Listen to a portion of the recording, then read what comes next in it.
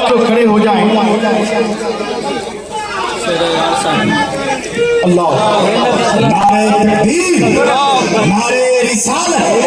मुफ्ती शहरयार रजा साहब किबला, खलीफा हुजूर ताजुश शरिया, मिराजुल मोमिनीन कॉन्फ्रेंस, उलमाए अहले सुन्नत, फैजाने सरकार सुरकाही, फैजाने औलियाए किराम, नारे तकबीर, नारे रिसालत।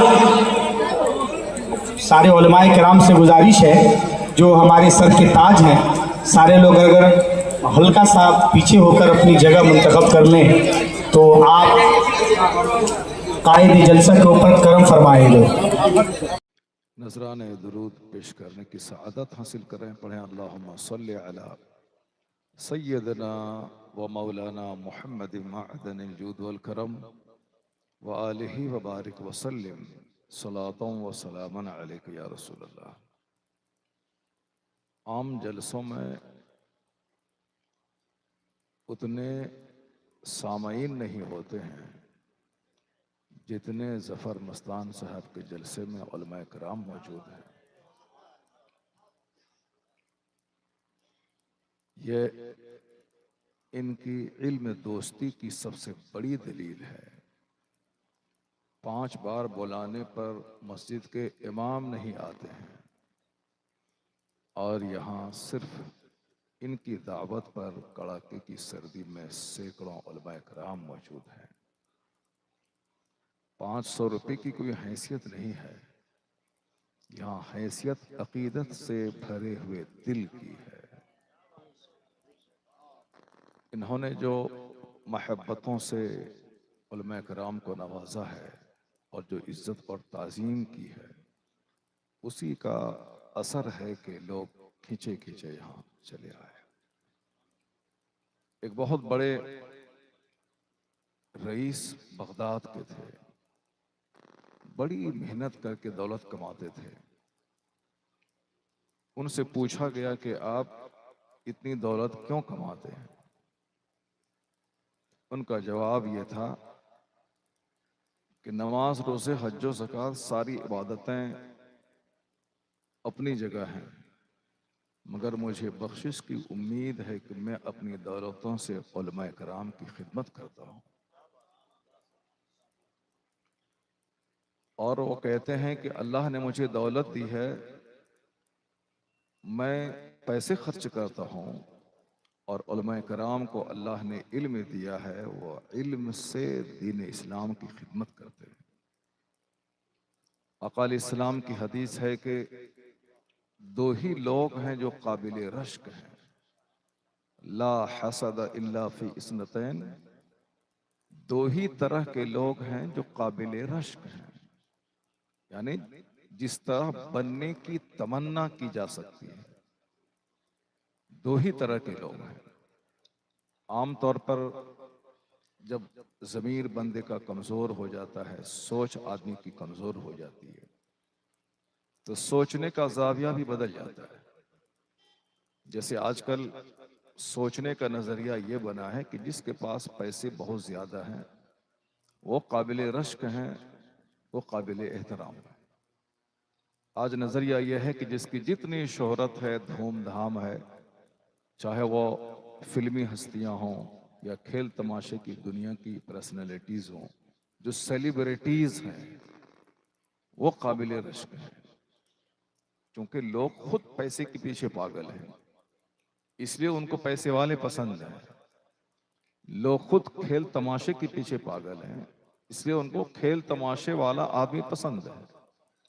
लेकिन जिसमें आदमियत जिंदा है, जिसमें शराफत है, जिसमें ईमानदारी और हया मौजूद है, वह लोग सदाकत को पसंद करते हैं, वह लोग आदमियत को पसंद करते हैं, वह लोग हया को पसंद करते हैं। ज़मीर जिंदा है तो आदमी साहिब ज़मीर को पसंद करता है। हमारे लिए रोल मॉडल दुनिया के दौलतमंद नहीं है, हमारे लिए रोल मॉडल दुनिया के स्पोर्ट्स और गेम्स के एक्सपर्ट नहीं है, हमारे लिए रोल मॉडल दुनिया के दौलतमंद नहीं है, हमारे लिए रोल मॉडल फ़कीरों के सरदार सरकार गौसे आज़म है। हमारे लिए रोल मॉडल दुर्वेशों के इमाम सरकार ख्वाजा गरीब नवाज हैं। हमारे लिए रोल मॉडल फकीरों दुर्वेशों के बादशाह बाबा तैग अली शाह रहमतुल्लाह है। वाह सुभान अल्लाह। इस वैशाली जोन में हजारों लाखों लोग पैदा हुए, मर गए, जिनके पास एक एक हजार एकड़ जमीन थी, लेकिन आज उन 1000 एकड़ जमीन वालों का नाम तक नहीं है। उनकी कब्रों पे जानवर चर रहे हैं, उनके बाल बच्चे भी फातिहा पढ़ने नहीं जा रहे हैं। जिनको उन लोगों से करोड़ों की प्रॉपर्टी मिली, वो एहसान मानने के लिए भी उनकी कब्र पे नहीं जाते हैं।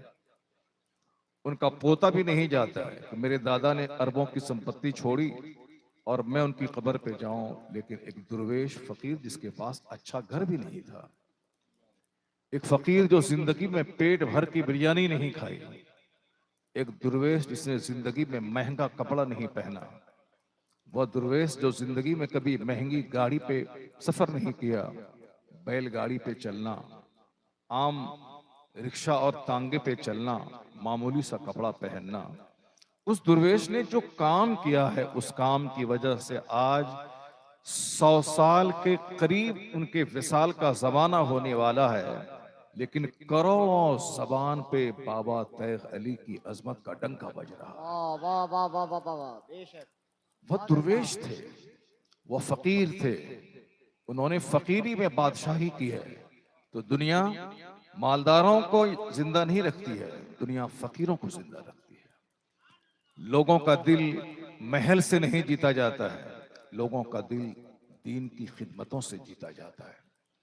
ये अपनी अपनी सोच की बात है कि कोई साहब माओ ज़ेतुंग को याद करते हैं, ये अपने अपने नजरिए की बात है कि कोई गांधी की बात पेश करते हैं, ये अपने ज़र्फ की बात है कि कोई नेहरू की मिसाल देते हैं। लेकिन मुसलमान और साहिब दिल आज भी जानते हैं कि इस रुए जमीन पर मुस्तफ़ा का सानी कोई पैदा नहीं हुआ। उनकी बात, उनका कौल, उनका फरमान पूरी दुनिया में एक अजूबा, एक यूनिक फरमान है, जिसकी डेफ्थ में जितना लोग डूबते हैं, उसके मानी के समंदर में उतना ही गोता लगाते चले जाते हैं। इसलिए जब भी बात आए मुस्तफ़ा की, समझ लें कि दुनिया के सबसे बड़े मुअल्लिम की बात है, दुनिया के सबसे बड़े रिफॉर्मर की बात है। इसमें सच्चाई ही सच्चाई है, कभी भी शक न किया जाए, कभी भी डाउट न किया जाए। मैं सिर्फ एक बात उनकी है जिसकी जामियत की मिसाल में आपके सामने देता हूं। दुनिया में बेशुमार मुफक्किर आए, दुनिया में बेशुमार लोग आए, अपने अपने हिसाब से अच्छी अच्छी बातें की, लेकिन हुजूर की बात का कोई जवाब नहीं है। आका की एक हदीस है कि लौला बहाइमुन रुत्तउन व शयूखुन रुक्कउन व अतफालुन रुद्दउन लसुब्ब अलैकुमुल अज़ाबु सब्बा व लरुस्सा रस्सा। ये मुख्तसर सी हदीस है, मगर इसमें मानी का समंदर पिन्हा है। आका अलैहिस्सलाम किसी दरसगाह के पढ़े नहीं थे। आका अलैहिस्सलाम को किसने पढ़ाया? अर्रहमान अल्लमल कुरान, रहमान ने कुरान सिखाया। अल्लाह रब्बुल इज्जत ने अपने महबूब को उस कमालात से नवाजा है कि एक छोटे से जुमले में ओसीन ऑफ मीनिंग्स पिन्हा है, मानी का समंदर पिन्हा है।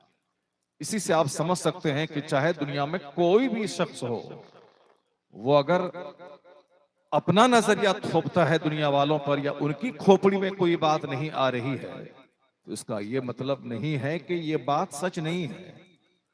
अगर कोई फिल्म में गाने लिखने वाला, अगर कोई अफसाना पढ़ने वाला, अगर कोई नॉवेल पढ़ने वाला अगर ये कहता हो कि इस कायनात का कोई खालिक नहीं है, तो उस गाना लिखने वाले अदीब और शायर की बात धुआं हो जाएगी।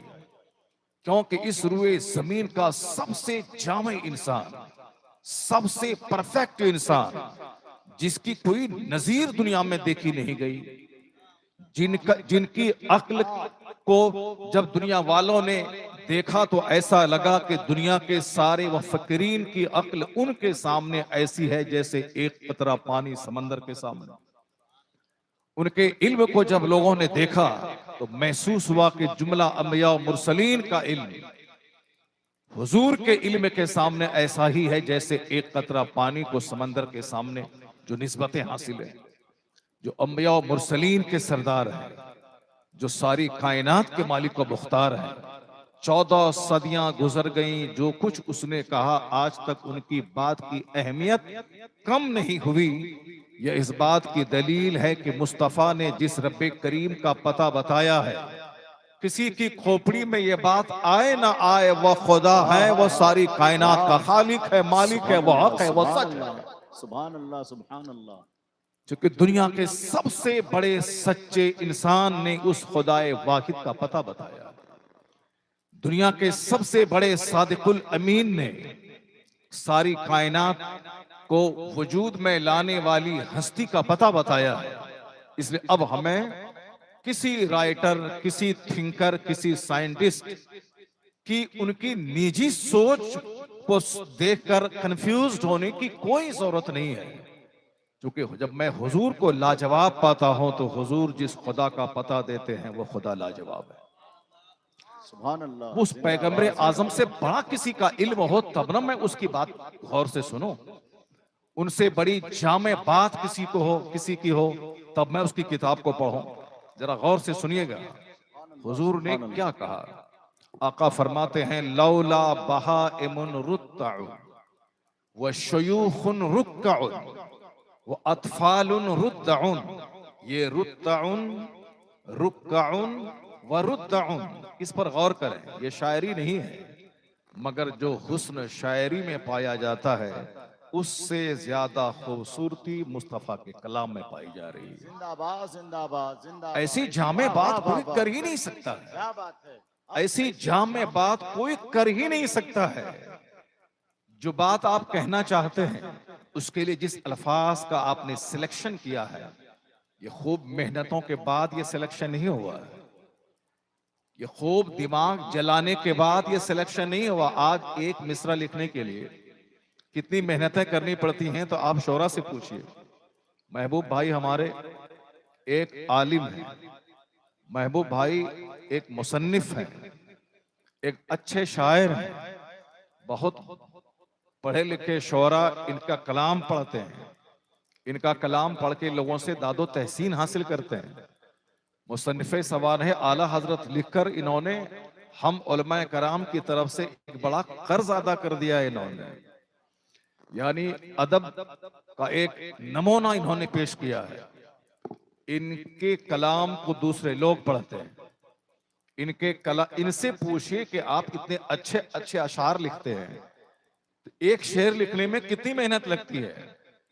कभी कभी हाथ में कलम लेकर ये बैठकर घंटों सोचते हैं तब जाके एक शेर बनता है। और जो आला हजरत की बायोग्राफी में 2500 अशार जिन्होंने लिखे हों, अब आप समझ सकते हैं कि कितने घंटे लगे होंगे, कितनी मेहनतें लगी होंगी और कितना खूने जिगर इन्होंने जलाया होगा। तो अशार लिखना कोई आसान काम नहीं कि सारे लोग शायर बन जाएं। यहाँ तो आजकल नातखां ज्यादा हैं जो दूसरों का कलाम पढ़ते हैं, जो उर्दू भी ठीक से नहीं जानते हैं, वो हिंदी में दूसरों का कलाम लिखते हैं और उसको याद भी नहीं करते हैं, बल्कि मोबाइल में डाउनलोड करके वो दूसरों के सामने पेश करते हैं और वो शहनशाह तरन्नुम कहलाते हैं। और वो साहब लोगों के नजदीक बहुत बड़े शायर कहलाते हैं ना, कि वो शायर भी नहीं है। वो एक शेर लिखने में बहुत पसीना बहता है, क्योंकि कलाम करने में आदमी जिस तरह चाहे बात कर ले, लेकिन शेर लिखने में उसको वजन का ख्याल रखना पड़ता है, उसको काफिया और रदीफ का ख्याल रखना पड़ता है, उसी को शेर कहते हैं। लेकिन यहाँ कोई मेहनत नहीं है। इस रुए जमीन का सबसे बड़ा मुफक्किर, जिनको एक सेकंड के लिए मेहनत करने की हाजत नहीं है, सिर्फ जबान खुलती है अदब के फूल झड़ने लगते हैं, उन पर कुरान नाजिल हुआ है। कुरान पाक का हुस्न पढ़ें आप दंग रह जाएंगे। वल आदियात दबहन फलमूरियात कदहन फल मुगीरात सुबहन फअथरन बिही नक़अन फवसतन बिही जमअन।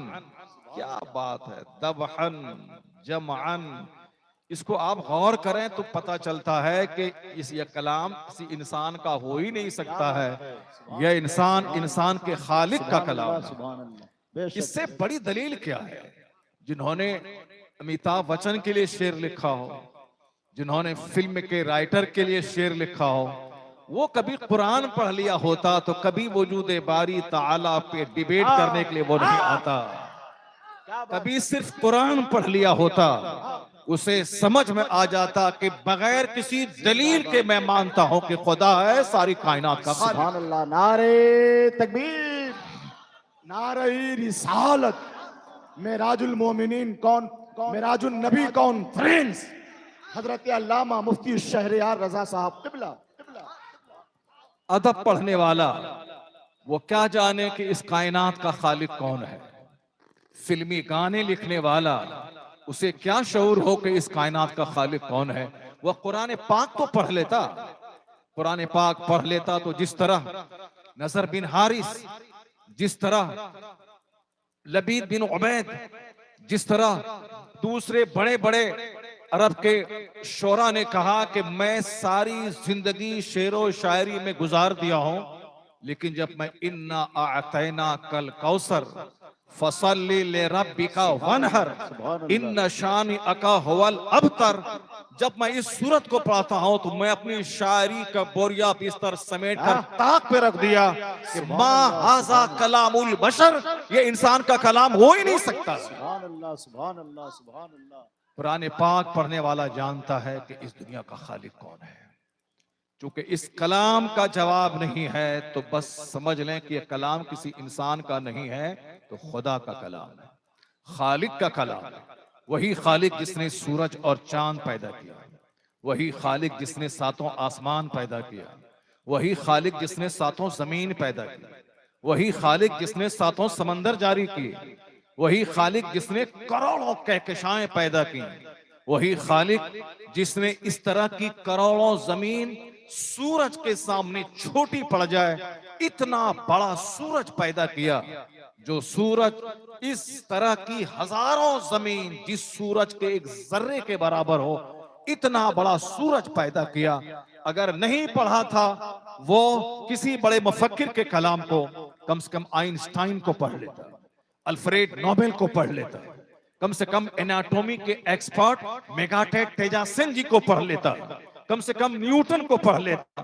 अगर इन सारे वैज्ञानिक को पढ़ता जिन्होंने कहा था कि 10 लाख साल की उम्र भी मुझको मिल जाए तो भी मैं कायनात के ओर और छोर का पता नहीं लगा सकता, वो कहने पर मजबूर है कि दुनिया इतनी जटिल है कि जिसको मैं समझ नहीं सकता, तो इस जटिल का पैदा करने वाला कोई है, उसी हस्ती का नाम खुदा है, उसी हस्ती का नाम अल्लाह है। सुभान अल्लाह। उस बंदे ने न साइंस पढ़ी थी, उस बंदे ने न अरबी के बड़े बड़े अदीबों की जिंदगी का मुताला किया था, किसी को पढ़ने की जरूरत नहीं थी, सिर्फ कुरान पढ़ लेता और जिस पे कुरान नाजिल हुआ उस मुस्तफा को पढ़ लेता। अब जरा गौर से सुनिए, कुरान करीम का जो हुस्न है, करोड़ों मानी को एक आयत में जमा कर देना।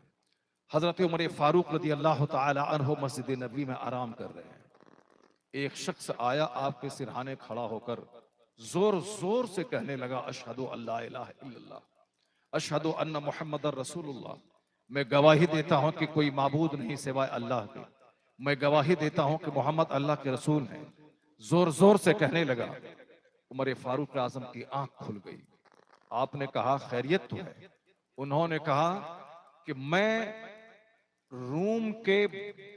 रूम का एक शख्स हूं और मैं बहुत बड़ा शायर हूं, मैंने शायरी में बड़ी मेहनत की है, मगर मैंने अभी एक आदमी की जबान से एक कलाम सुना है, और वह कलाम है, जब मैंने उसमें गौर किया, वमै यत्तकिल्लाह, जिसने वमै यत्तक वयख्शल्लाह, जिसने अल्लाह से डरा, अल्लाह का खौफ दिल में रखा, उलाइका हुमुल फाइज वमन युतिइल्लाह व रसूलहु व यख्शल्लाह व यत्तक़ि फउलाइका हुमुल फाइज़ून। वो कहते हैं कि मैं रूम का ईसाई हूँ, मैं जनाब ईसा पे ईमान लाने वाला, मैं रईस भी हूँ, अदीब भी हूँ, शायर भी हूँ, मगर मैंने अभी एक बंदे की जबान से मैंने एक कलाम सुना है। जनाब ईसा अलैहिस्सलाम पर जितना कलाम नाजिल हुआ, उन्होंने जितने भी इरशादात जिंदगी में लोगों के सामने रखे, मैंने तमाम इरशादात को इस कलाम में मैंने मौजूद पाया है। इसकी जामइयत को देखकर मैं कलमा पढ़ के मुसलमान हो गया। सुभान अल्लाह, सुभान अल्लाह। जामइयत को देखकर, यानी जितने भी कलाम जनाब ईसा अलैहिस्सलाम पे नासिल हुए वो सारा का सारा इस एक आयत करीमा में जमा है। कुरान करीम की हर आयत लाजवाब है। जनाब मौला अली कहते हैं कि पूरा कुरान जिसमें तमाम उलूम व फनून मौजूद हैं वह सूरह फातिहा में जमा है। सूरह फातिहा बिस्मिल्लाहिर रहमानिर रहीम में जमा है। बिस्मिल्लाहिर रहमानिर रहीम का सारा मफहूम लफ्ज़ बा में जमा है। तो अब सारे उलूम को समेट दें तो एक बा का नुक्ता बन जाए, और उसको फैला दें तो दुनिया भर के सारे उलूम वो बन जाए। पूरा कुरान जमा है बिस्मिल्लाहिर रहमानिर रहीम में। अब आप समझ सकते हैं कि मौला अली कहते हैं कि मैं सूरह फातिहा की तफसीर में अगर किताबें लिखना चाहूं तो इतनी किताबें लिख डालूं कि 70 ऊंटों की पीठ बोझल हो जाए। हम लोग इतनी किताब नहीं लिख सकते हैं, पूरे कुरान अगर पढ़ डालें और पूरी तफसीर खंगाल दें, फिर एक किताब लिखें तो एक टेबल हर किताब नहीं लिख सकते हैं हम लोग। एक टेबल पे 50 किताबें आ सकती हैं, लेकिन मौला अली कहते हैं कि 70 ऊंटों की पीठ बोझल हो जाए। अल्लाह ने मुझे वो इल्म दिया, हुजूर की सोहबत में रहकर आका अलैहिस्सलाम की दुआ से वो इल्म मौला अली को अल्लाह ने दिया है कि वो कहते हैं सिर्फ सूरह फातिहा के एक्सप्लेनेशन पर, इसकी तशरीह और तौज़ीह पर इतनी किताबें मैं लिख डालूं कि 70 ऊंटों की पीठ किताबों से बोझल हो जाए। मौला अली को ही वो अदीब व शायर पढ़ लेता, वो ये नहीं बोलता कि मेटाफिजिकल तौर पर दलील क्या है, लॉजिक क्या है कि इस कायनात का पैदा करने वाला कोई है। वो लॉजिक अगर ढूंढता तो इमामुल मंतिक मौला अली का एक जुमला उसके लिए काफी हो जाता। मौला अली कहते हैं, वही जो कहते हैं कि वह 70 ऊंटों की पीठ बोझल कर देता। मौला अली कहते हैं कि अरफ तो रब्बी बेफस्खिल अज़ाइम, मैंने रब को पहचान लिया कि मेरा रब है, सारी कायनात का खालिक है। वो कहते हैं कैसे पहचान गया? वो कहते हैं कि मैं कुछ चाहता हूं, मेरा चाहा हुआ नहीं होता है। हर बंदा चाहता है मैं सेहतमंद रहूं, मगर सारे लोग सेहतमंद अपने मन के मुताबिक नहीं रह सकते। सारे लोग चाहते हैं कि मेरे बच्चे खूबसूरत और सेहतमंद पैदा हों, मगर सबका चाहा हुआ नहीं होता। सारे लोग चाहते हैं कि मैं अरबपति बन जाऊं, मगर वो मजदूर बन के रह जाता है। लोग सब चाहते हैं कि मेरे पास ऐसा आलीशान बंगला हो जैसा आलीशान बंगला पूरे शहर में किसी के पास ना हो, लेकिन वो किराए के घर में रहने पर मजबूर हो जाता है। जो छोटा सा घर उसका था वो भी बेच डालता है। बंदा चाहता कुछ है और हो कुछ जाता है। बंदा प्लान बनाता है कि मेरा दामाद ऐसा मिले जैसा दामाद कमाने वाला, खूबसूरत, सेहतमंद, पूरे शहर में किसी का ना हो, लेकिन सबसे नाकारा और कामचोर दामाद उसको मिल जाता है। लोग चाहते हैं कि मेरी बीवी सबसे ज्यादा खूबसूरत हो, लेकिन सबसे ज्यादा बदसूरत और चुड़ैल बीवी उसको मिल जाती है। आखिर ये चाहा हुआ काम क्यों नहीं होता है? लोग चाहते कुछ हैं और हो कुछ जाता है। आखिर ये क्या है? मौला अली कहते हैं यही तो है, मैंने पहचान लिया कि मेरा मालिक है, मेरा रब है। अरफ तो रब्बी बेफस्खिल अज़ाइम, जब मेरे इरादे टूट जाते हैं, मैं चाहता कुछ हूं और हो कुछ जाता है। जब मेरे अज़ाइम टूट जाते हैं, मेरे इरादे टूट जाते हैं, मेरा चाहा हुआ काम नहीं होता है, यह इस बात की दलील है कि कोई है जो अपना चाहा हुआ काम करता है, मेरा नहीं चलने देता, वो अपनी चलाता है। यही इस बात की दलील है कि वो खुदा है जो बंदों की सारी मर्जी चलने नहीं देता बल्कि अपनी मर्जी चलाता है। मौला अली सारे मुहक्किकीन के इमाम, मौला अली सारे मुफक्किरीन के सरदार हैं। अगर उनका सिर्फ एक जुमला अगर पढ़ लिया होता तो सारे लोगों को पता चल जाता कि अल्लाह की वहदानियत की अकली दलील यही है कि दुनिया का सारा काम बंदे का चाहा हुआ नहीं होता। ये इस बात की दलील है कि इस दुनिया का चलाने वाला कोई है जो अपनी मर्जी चलाता है, जो अपना सिस्टम चलाता है, जो उसी हिसाब से सारी कायनात चल रही है। अब जरा मैं आपसे कहना चाहता हूं, कुरान करीम पढ़िए, खूब गौर से पढ़िए।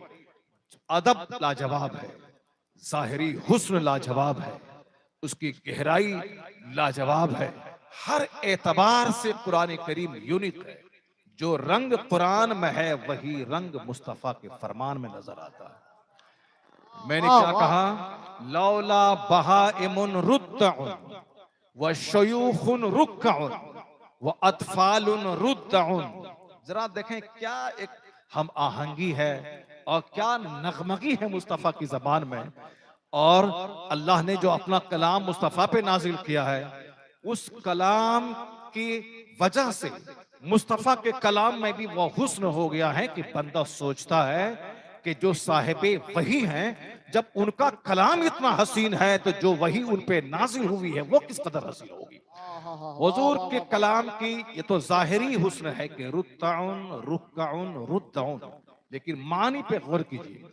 हुजूर फरमाते हैं लौला बहाइमुन रुत्ताउन, अगर ये चौपाए नहीं होते घास चरने वाले।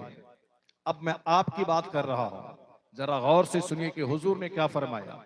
आका फरमाते हैं कि अगर ये चरने वाले जानवर नहीं होते, ग्रेजिंग एनिमल्स जो घास चरते हैं, जिस जानवर को मैं अपने हल में काम में लाता हूं, जिस जानवर का गोश्त खाता हूं, जिस जानवर का दूध में पीता हूं, ये जानवर किस कदर अजूबा चीज है कि ये घास खा के जिंदा रहते हैं और इनका गोश्त मैं खाता हूं, इनका दूध मैं पीता हूं, इनकी पीठ पर मैं सवारी का काम लेता हूं। हुजूर क्या कहते हैं, अगर ये बेजबान जानवर नहीं होते चरने वाले, लौला बहाइमुन रुत्ताउन, अगर ये चौपाए ये जानवर चरने वाले अगर नहीं होते, वह शयूखुन रुक्काउन, वह बूढ़े जो अपने पेटों पे आश्रित रहते हैं, वह बूढ़े जिसकी कमर झुक गई, वह बूढ़े जो अपने बाल बच्चों पे मोहताज है, जो अब दौड़ नहीं सकते, जो अब हाथ में इर्तिआश और कपकपाहट है उससे काम नहीं कर सकते, पांव में उतनी सकत नहीं है कि वह खेत में हल चला सकें। उन्होंने दौड़कर भागकर बाल बच्चों को पाला, बाल बच्चों के लिए रहने के लिए छोटा सा आशियाना बनाया। उन्होंने बड़ी मेहनतें करके अपने बाल बच्चों को भिखारी बनने से बचाया, खुद फटा हुआ कपड़ा पहना और अपने बाल बच्चों को अच्छा पहनाया, खुद भूखा रहा, अपने बाल बच्चों को खिलाया। अब ये बूढ़े हो गए हैं, अब अगर बाल बच्चे इनको छोड़ दें, बाल बच्चे इसको नहीं देखें, ये बूढ़े कहां जाएंगे? इस बूढ़े को कौन खिलाएगा? ये इस हालत में है कि अब ये कमा भी नहीं सकता है, इसकी कमर झुकी हुई है। ये बूढ़े नहीं होते, वो चरने वाले बेजबान जानवर नहीं होते। और कहते हैं वह अतफालुन रुद्दाउन, ये बच्चा जो दूध पीने वाला है, जो बच्चा पैदा हुआ, उस बच्चे को हरकत भी करने के लिए दूसरों की मोहताजी है। जब माँ उसको ना उठाए तो बच्चा उठ नहीं सकता, जब माँ उसका पेशाब पाखाना ना करवाए तो बच्चा खुद से कर नहीं सकता, जब माँ उसको दूध नहीं पिलाए तो वो बच्चा खुद दूध नहीं पी सकता। तो जवानों को अपनी जवानी पे नाज है, मैं खूब पसीना बहा के कमाता हूँ, लेकिन इन बच्चों का क्या होगा? दुनिया के जितने सारे लोग हैं वो पैदाइशी तौर पर वो सिर्फ एक बेजान हस्ती बन के दुनिया में आए। वो माँ का मोहताज, बाप का मोहताज, पेशाब पाखाना करने के लिए मोहताज। तो आखिर इनका क्या होगा? ये कमर झुकी बूढ़े का क्या होगा? ये बेजबान जानवर का क्या होगा? अब हुजूर कहते हैं कि अगर ये बेजबान जानवर नहीं होते, अगर ये जिसकी कमर झुकी या कमर झुकी बूढ़े नहीं होते और ये दूध पीने वाले बच्चे नहीं होते, तो आका कहते हैं कि तुमको अल्लाह अजाब की चक्की में पीस डालता, तुमको अल्लाह ताला अजाब की रस्सी में बांध देता। लसुब्बा अलैकुमुल अजाबु सब्बा वाला रुस्सा रस्सा, तुम पर अजाब नाजिल करता और तुम्हें अजाब की रस्सी में जकड़ देता। ये तुम मत कहना कि मैं बाप को पाल रहा हूं, बल्कि उस बूढ़े बाप की वजह से तुम पाले जा रहे हो। ये मत कहना कि दूध पीने वाले बच्चे को मैं पालता हूं, क्या बात है। इस दूध पीने वाले बच्चे की वजह से तुम पाले जा रहे हो। यह मत कहना कि मैं जानवर को पाल रहा हूं, इन चरने वाले बेजबान जानवर की वजह से तुम पाले जा रहे हो। इसलिए कि हमारे गुनाह इतने ज्यादा हो गए। जबान अल्लाह ने दी थी सच बोलने के लिए, यहाँ अक्सर लोग जबान का इस्तेमाल झूठ के लिए करते हैं।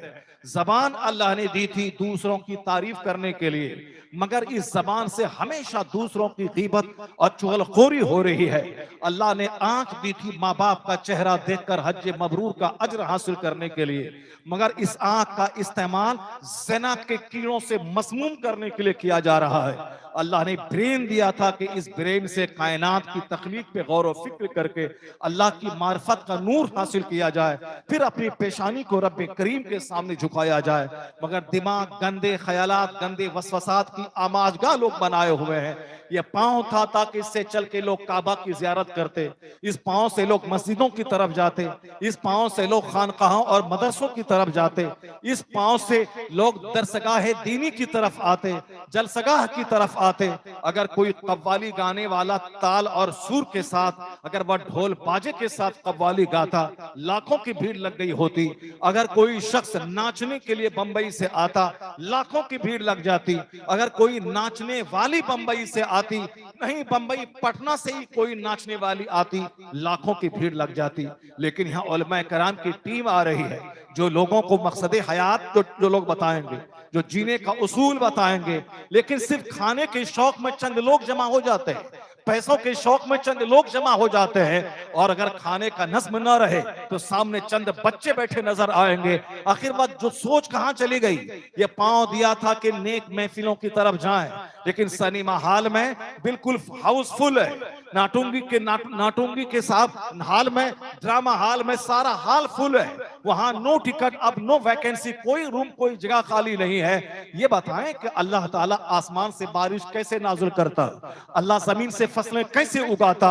हुजूर कहते हैं इतने गुनाह ज्यादा हो गए कि अल्लाह आसमान से पानी नहीं उगाता, जब पानी नहीं बरसाता, जब पानी नहीं बरसता तो फसलें नहीं पैदा होती, लोग तड़प तड़प के मर जाते। लेकिन अल्लाह रब्बुल इज्जत को या बेजबान जानवर को पालना है, इसलिए आसमान से पानी बरसाता है। उस पानी की वजह से घास निकलती है, और उस घास निकलने के क्रम में फसलें भी पैदा हो जाती हैं, और जिसकी वजह से इंसान पाला जाता है। तो इसका मतलब यह निकला कि हमको अशरफुल मखलूकात अल्लाह ने बनाया था, हमें एहसनुल, अल्लाह ने हमें सबसे बेहतरीन हालत में पैदा किया था। लेकिन हमने बदअमली की वजह से इस पस्ती में हम पहुंच गए कि अल्लाह बारिश बरसाना नहीं चाहता है, अल्लाह मुझे मारना चाहता है। लेकिन यह बेजबान जानवर हैं जिसकी वजह से हम मारे नहीं जाते हैं, हम पाले जाते हैं। बारिश होती है इनकी वजह से, और हमारी फसलें पैदा होती है, मैं खा के जिंदा रहता हूं। इसका मतलब यह निकला कि मैं अगर अशरफुल मखलूकात बनकर अच्छा काम करूं तो मेरी वजह से बारिश होती है, और अगर बुरे काम करें तो मेरी वजह से नहीं, जानवरों की वजह से बारिश होती है। यह इंसान पाला जाता है। हुजूर ने इतनी सारी बातों को एक जुमले में आपने कोट किया है कि लौला बहाइमुन रुत्ताउन, अगर ये चरने वाले जानवर नहीं होते तो तुम भूखे मर जाते, या बेज़बान जानवर नहीं होते तो तुम गेहूं और मकई के लिए तरस जाते, या बेज़बान जानवर नहीं होते तो तुम आम और लीची और संतरा के लिए तरस जाते। तो अल्लाह तबारक व तआला आसमान से बारिश बरसाता है जब जमीन में अच्छे काम होते हैं, जब जमीन नेकियों से भर जाती है, तब आदमी का जिंदा रहना जमीन के लिए रहमत का जरिया होता है, तब आदमी का जिंदा रहना अच्छा होता है। हुजूर फरमाते हैं जब तुम्हारे मामलात, तो हुजूर फरमाते हैं उस जमाने में तेरा मर जाना जिंदा रहने से बेहतर है। उस जमाने में तेरा मर जाना यानी जमीन के नीचे में चला जाना जमीन के ऊपर में रहने से बेहतर है। वो उमूरुकुम इला निसाइकुम, जब तुम्हारे मामलात औरतों के हाथ में चले जाएं, ये औरतें नाकिसुल अक्ल पैदा होगी, औरतें नाकिसुल अक्ल पैदा होगी, औरतें कमजोर पैदा होगी, औरतें बाएं पसली से पैदा हुई हैं, चाहे वो इंडिया की प्रधानमंत्री क्यों ना बन जाएं, वो मर्द नहीं हो सकती, वो औरत है। उसके वो औरतें जज्बाती होती हैं, औरतों के फैसले में कजी होती है, औरतों की अक्ल में नुक्स होता है, औरतों की जिस्मानी कमजोरी है नेचुरली। हर महीने औरतें बीमार पड़ती हैं और वह बीमारी भी रहमत है हमारे लिए। अगर उनका ब्लड हर महीना नहीं आए, कोई बच्चा नहीं पैदा होगा। इजाफी खून इसलिए अल्लाह ने उसको दिया है ताकि जब वो हामिला हो जाएं तो उस खून को रोक करके पेट में परवरिश पाने वाले वजूद की खुराक का इंतजाम किया जाए। इसलिए औरतों में इजाफी खून रखा गया है। यह खून मेरे लिए रहमत है, मगर उनके लिए जहमत है, क्योंकि हर महीने उनको मुसीबतों का सामना करना पड़ता है।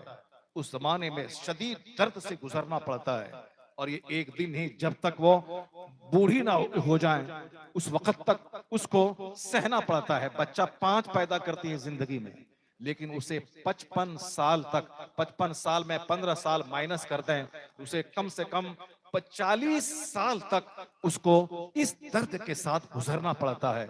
ये उनकी कमजोरी है, मगर हमारे लिए रहमत है।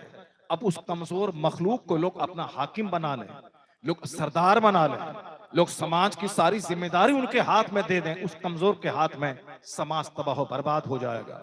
लोग बराबरी की बातें कर रहे हैं, मगर मजनू की तरह बातें कर रहे हैं। हुजूर जो दुनिया के सबसे बड़े रहबर, बड़े रहनुमा, क्या कहते हैं? वो उमूरुकुम इला निसाइकुम, जब तुम्हारे मामलात औरतों के हाथ में चले जाएं, यानी तुम बागडोर उनके हाथ में थमा दो। मुझे तो कभी कभी बांग्लादेश के लोगों पे अफसोस आता था कि वहां सिर्फ 2 ही खवातीन 40 साल से उस ऊपर हुकूमत कर रही हैं।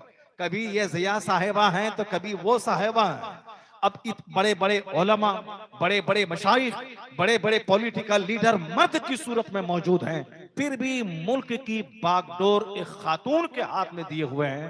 हुजूर फरमाते हैं, जब तुम्हारे मामलात औरतों के हाथ में चले जाएं, फबतनुल अर्द खैरुम मिन ज़हरिहा, जमीन का पेट यानी कब्र जमीन की पीठ से तेरे लिए बेहतर है, यानी तेरे लिए मर जाना बेहतर है। ये कौन कहते हैं? जो रहमतुल लिल आलमीन है, जो सैयदुल मुरसलीन है, जो इमामुल मुत्तकीन है, वो कहते हैं कि तेरा मर जाना जिंदा रहने से बेहतर है। किस जमाने में? जिस जमाने में तुम्हारे मामलात औरतों के हाथ में चले जाएं। और आका फरमाते हैं, तुम्हारे मालदार बखील हो जाएं, जब तुम्हारे मालदार बखील हो जाएं, जब तुम्हारे हाकिम जालिम हो जाएं और तुम्हारे मामलात औरतों के हाथ में चले जाएं, फबतनुल अर्द खैरुम मिन ज़हरिहा, जमीन का पेट जमीन की पीठ से तेरे लिए बेहतर है। और जब तुम्हारे हाकिम आदिल हो, इंसाफ करने वाले हो, जब तुम्हारे मालदार लोग सखी हो, खैरात करने वाले हो, अल्लाह जरूरत से ज्यादा माल इसलिए देता है कि उस माल में बेशुमार लोगों के हुकूक को अल्लाह रख देता है। और जब तक सबके हुकूक अदा होते रहते हैं तो अल्लाह ताला उस माल को बढ़ाता रहता है। और जब लोग दांत से पकड़ के माल को रखते हैं कि मेरा माल माली माली, ये मेरा माल है, ये मेरा माल है, मेरे बच्चों के लिए है, मेरी बीवी के लिए है, मेरे घर के लोगों के लिए है, मेरे मकान के लिए है, जमीन पे जमीन खरीदने के लिए है, वो पैसे को दांत से पकड़ते हैं। तो हुजूर फरमाते हैं, जिस जमाने में तुम्हारे मालदार बखील हो जाएं, क्योंकि जरूरत से ज्यादा माल अल्लाह इसलिए देता है, उसमें बेशुमार लोगों के हुकूक को रख देता है। गरीबों का हक, माजूरों का हक, बीमारों का हक, पड़ोसियों का हक, मोहताजों का हक, दीनी काम करने का हक, ये सारे हुकूक जब तक अदा होते रहते हैं तो अल्लाह माल में इजाफा करता रहता है, अल्लाह माल बढ़ाता रहता है। लेकिन जब बंदा माल को दांत से पकड़ के रखे, गरीब तड़प रहे हों, उसको देने के लिए उसके पास ना हो, बीमार इलाज कराने के लिए परेशान हो, उसको देने के लिए उनके पास पैसे ना हो, या मेरा माल है, मेरे बच्चे ऐश करेंगे, तो अल्लाह के रसूल फरमाते हैं, उस जमाने में तेरा मर जाना बेहतर है। जब तेरे मालदार बखील हो जाए, जब तेरे मालदार सखी रहे, तो तेरा जिंदा रहना मरने से बेहतर है। का मतलब फज़हरुल अर्द खैरुम मिन बत्न वाला हाकिम मौजूद। जिस जमाने में सखावत कर हो, सारा काम औरतों के हाथ में नहीं, बल्कि तुम्हारा काम बाहिमी मशवरे से हो। जब मशवरा दीवार से लेने का हुक्म आया है कि अपनी अक्ल पे भरोसा मत करना, बल्कि एक दूसरे को अपने काम में शामिल कर लेना, अपने घर के लोगों से मशवरा करना, जो साहिबुर राय है उनसे मशवरा करना, चाहे घर की तामीर हो, चाहे कास्ट का मसला हो, चाहे मदरसे की तामीर हो, चाहे मस्जिद की तामीर हो, चाहे जलसा जुलूस हो, चाहे शादी ब्याह हो, जिंदगी के हर मामलात में तुम लोगों से मशवरा करना। लेकिन जब लोग अपनी अक्ल को दूसरों से बेहतर समझने लगे, अपनी राय को सब पर फौकियत देने लगे, उस जमाने में तेरे काम मुंतशिर हो जाएंगे। उस जमाने में तुम्हारा तन्हाई में रहना पब्लिक लाइफ में रहने से बेहतर होगा, जिस जमाने में सारे लोग अपनी राय दूसरों पे थोपने लगे। जिस जमाने में लोग अपनी राय रखते हैं, चंद लोगों की राय से काम होता है, वो जमाना खूबसूरत जमाना कहलाता है। लेकिन जिस जमाने में 10 लोगों को बुलाया जाए, लेकिन बात तो मेरी ही चलेगी, जो मैं कहता हूं वही बात चलेगी। अगर मेरी बात नहीं चली तो मैं इसका बाइकाट करता हूं, मैं मीटिंग का बाइकाट करता हूं। मेरी बात नहीं रही तो अब तुम्हारा मदरसा उजड़ जाए, मेरी बात नहीं रही तो अब तुम्हारी मस्जिद उजड़ जाए, मेरी बात नहीं रही तो तेरे जलसे में आने वाले मुकर्रिन और खुतबा और शोरा को मैं सबको फोन करके मना कर देता हूं। मेरी बात नहीं रही, ये ऐसा नहीं है। मशवरा आप दे दें, अगर सारे लोग मिल के आपकी राय को पसंद कर लें तो फिर वो राय काबिल कबूल होती है। मशवरा अच्छी बात दे देना है, ना कि अपनी राय को थोपना है। जिस जमाने में सारे लोग अपनी राय को बेहतर समझने लगे, वो भी फित्नो फसाद का जमाना होता है। हुजूर कहते हैं जब तुम्हारा सारा काम बाहमी मशवरे से हो तो तेरा जिंदा रहना मरने से बेहतर है। जिस जमाने में तुम्हारे मालदार सखी रहें, उस जमाने में तेरा जिंदा रहना बेहतर है। और जिस जमाने में तेरे बादशाह आदिल रहें, अदल करने वाले, उस वक्त में तेरा जिंदा रहना मरने से बेहतर है। क्या मतलब? वही जमाना है पुरलुत्फ जमाना, वही वक्त है हसीन और जमील वक्त, वही वक्त है जिस जमाने में जिंदगी का मजा मिलता है, आदमी इंजॉय करते हैं। तो अब ये वक्त जो आ गया, मालदार बखील हो रहे हैं, औरतों के हाथ में सारे मामलात जा रहे हैं, हर आदमी अपनी राय को दूसरों से बेहतर समझ रहा है। ये जमाना जीने का जमाना नहीं रहा, ये जमाना अब पब्लिक लाइफ से अलग होकर तन्हाई में रह के इबादतों का जमाना रहा। अब बंदा कुरान की तिलावत में लग जाए, अब बंदा जिक्र और दरूद में लग जाए, अब बंदा दूसरों के चलते अपनी आखिरत बर्बाद ना करे, अब बंदा दूसरों के चलते अपनी जन्नत में आग नहीं लगाए, बल्कि अपनी फिक्र में लग जाए। उस वक्त जीने का लुत्फ है जिस जमाने में अच्छे लोगों की कद्र हो, जिस जमाने में सारे लोग अच्छे रहें, और जिस जमाने में अच्छों की कद्र ना रहे, वो जमाना इंजॉय का जमाना नहीं होता। आज बीवियां बागी बन रही है, बच्चे नाफरमान बन रहे हैं, पब्लिक में उलमा का एहतराम नहीं रहा, उलमा कराम में इखलास नहीं रहा, नेताओं में अदल नहीं रहा। जब हर तरफ जुल्म की चिंगारियां भड़क रही हैं, ऐसे में लोग जीना चाहते हैं, और मकान और जमीन और घर और बैंक बैलेंस और फिक्स डिपॉजिट, ये जमाना सीने का नहीं है। यही वजह है कि आईएएस ऑफिसर साहब फांसी के फंदे पे लटक रहे हैं। लोग चाहते हैं कि मैं आईएएस ऑफिसर बनके जिंदगी का मजा लूंगा, या आईएएस ऑफिसर बनने के बाद फांसी के फंदे पे लोग लटक रहे हैं। लोग कहते हैं मैं नाच कर कूद कर अच्छा कपड़ा पहनकर ग्लैमर की लाइफ गुजार कर फिल्म का एक्टर बनके जिंदगी का मजा मिल जाएगा। यहाँ रोजाना फिल्मी हस्तियां जहर खा के मर रही है। लोग कहते हैं कि मैं दुनिया का सबसे बड़ा मालदार बन जाऊं ताकि जिंदगी का मजा मिल जाए। या अमेरिका, यूरोप और लॉस एंजलिस में रहने वाले अरबपति खरबपति वो जहर खा के मर रहे हैं। पता ये चला कि जिंदगी का लुत्फ न अरबपति बनने में है, जिंदगी का लुत्फ न एक्टर बनने में है, जिंदगी का लुत्फ न जमीन पे जमीन खरीदने में है, जिंदगी का लुत्फ न नई नई गाड़ियां खरीदने में है। जिंदगी का हकीकी लुत्फ मुस्तफा की गुलामी में है, जिंदगी का हकीकी लुत्फ हुजूर की पैरवी में है, जिंदगी का हकीकी लुत्फ औलिया और सालिहीन इन दुर्वेशों की जिंदगी की पैरवी में है। खिलाफे पैगंबर कसे रहगुज़ीर के हर किस पर मंजिल नक़ाहत रसीद। जिसने भी मुस्तफा के खिलाफ जिंदगी का रास्ता चुना वो कभी मंजिल मकसूद पर नहीं पहुंच पाएगा। इसलिए आला हजरत ने आज से 100 साल पहले हमें जीने का एक ट्रेंड दिया था, एक उसूल, एक ज़ाब्ता दिया था कि किसी दुनियादार को देखकर अगर उसको रोल मॉडल मानोगे तो कभी मंजिल मकसूद पर नहीं पहुंचोगे। जो दुनिया का सबसे एक कामयाब तरीन इंसान है, जो दुनिया का सबसे बड़ा मुअल्लिम है, जो महबूब परवरदिगार है, जो साहिब मेराज है। अगर तुमने उनकी पैरवी की, उनको जाना, उनकी बात सुनी, उनके आदर्शों को माना, तो फिर जिंदगी में कामयाबी तुम्हारा कदम चूमेगी। इसलिए रजा ने कहा था ये मॉडल बना ले, अपने घर की दीवार में लिख ले, अपने दिल की तख्ती में लिख ले, और यह बोल मैं किसी को नहीं जानता, मैं उसे जानता हूं जिसकी अक्ल सबसे पुख्ता है, जिसका इल्म सबसे गहरा है। यह बोल उन्हें जाना, उन्हें माना, न रखा खैर से काम, लिल्लाहिल हम्द, मैं दुनिया से मुसलमान गया। नारे तकबीर, जोर से बोले नारे रिसालत, मसलके आला हजरत, फैजान सरकार सुरकाही, हजरत अल्लामा मुफ्ती शहरयार रजा साहब किबला किबला। हिदायत पाने के लिए आका सल्लल्लाहु अलैहि वसल्लम की सीरत का मुताला जरूरी है।